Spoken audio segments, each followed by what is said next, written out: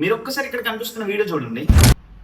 Just ఇక్కడ మీరు observe చేస్తున్నారు కదా, మన మొబైల్ ఫోన్ యూజ్ చేసి ఇక్కడ కనిపిస్తున్న ఫ్యాన్, లైట్, చార్జర్ అయితే మనం కంట్రోల్ చేస్తున్నాం. మన మొబైల్ ఫోన్ ఇక్కడ కనిపిస్తున్న ఫ్యాన్ ని, లైట్ ని, చార్జర్ ని మనం ఎక్కడైనా ఉండి ఎలా ఆపరేట్ చేయాలన్నది ఈ రోజు వీడియోలో చూద్దాం. చూస్తున్నారు కదా, ఇక్కడ మన మొబైల్లో స్విచెస్ అయితే కనిపిస్తున్నాయి. ఫర్ ఎగ్జాంపుల్ నేను ఫస్ట్ స్విచ్ మీద క్లిక్ చేస్తే అక్కడ మీరు చూడొచ్చు లైట్ అనేది ఆన్ అయింది. అలానే సేమ్ మళ్ళీ ఫస్ట్ స్విచ్ మీద ఆన్ చేస్తే మళ్ళీ లైట్ అనేది ఆఫ్ అయిపోయింది. అండ్ అలానే సెకండ్ స్విచ్ మీద ఆన్ చేస్తే జస్ట్ మీరు అక్కడ అబ్జర్వ్ చేయొచ్చు ఫ్యాన్ అనేది ఆన్ అయింది.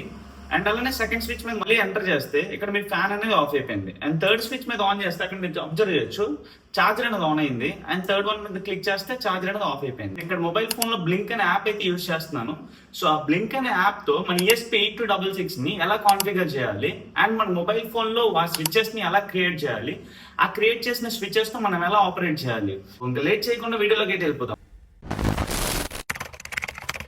ఈ ప్రాజెక్ట్ కోసం నేనైతే ESP8266 నోడ్ ఎంసీ అయితే తీసుకుంటున్నాను. అండ్ అలానే ఒక రిలే మోడ్యూల్ ను కూడా నేను తీసుకుంటున్నాను. ఈ రెండింటితోనే మనం హోమ్ అప్లయన్సెస్ అయితే కంట్రోల్ చేయబోతున్నాము. ఈ ESP8266 నోడ్ ఎంసీ లో ప్రోగ్రామ్ చేయడానికి నేనైతే ఆర్డినరీ సాఫ్ట్వేర్ అయితే ఓపెన్ చేస్తున్నాను. ఇక్కడ మీరు అబ్జర్వ్ చేయొచ్చు కనిపిస్తున్న ఈ కోడ్ అంతా నేను ChatGPT నుంచి తీసుకున్నాను. మీరు అబ్జర్వ్ చేయొచ్చు template ID, authentication ID, SSID means మన వైఫై, ఇంటి దగ్గర ఏదైతే వైఫై ఉందో wifi name, and PSS means password.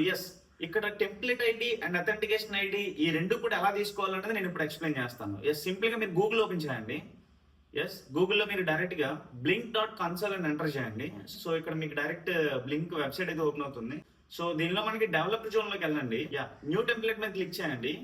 తర్వాత మీరు క్రియేట్ మీద క్లిక్ చేయండి. ఈ క్రియేట్ లో ఏం చేస్తారు, నేమ్ అయితే ఎంటర్ చేయండి. సో ఇక్కడ మీరు చూడొచ్చు టెంప్లెట్ ఐడి అయితే మీకు ఇక్కడ కనిపిస్తుంది. సో ఈ టెంప్లెట్ ఐడి నేను కాపీ చేసుకుని ఒక దగ్గర ఉంచుకుంటున్నా.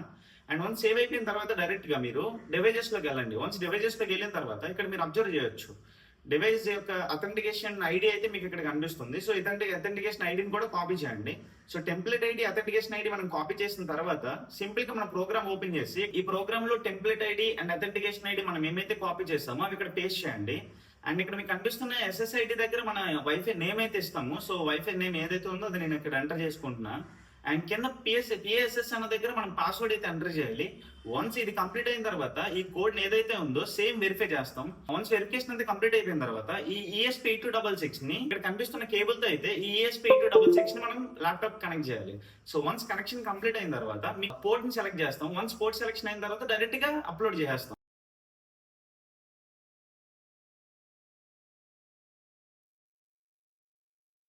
సో వన్స్ అప్లోడింగ్ ఫినిష్ అయిన తర్వాత ఇక్కడ కనిపిస్తున్నట్టు సర్క్యూట్ అయితే డిజైన్ చేయండి.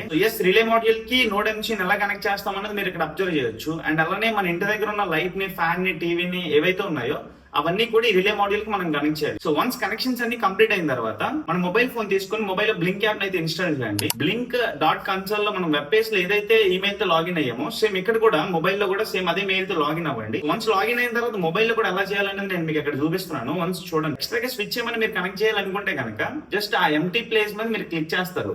చాలా అవైలబిలిటీ అయితే ఉంటుంది. సో ప్రతిదాన్ని కూడా త్రూ ఆన్లైన్ ద్వారా మనం రీడ్ చేయొచ్చు.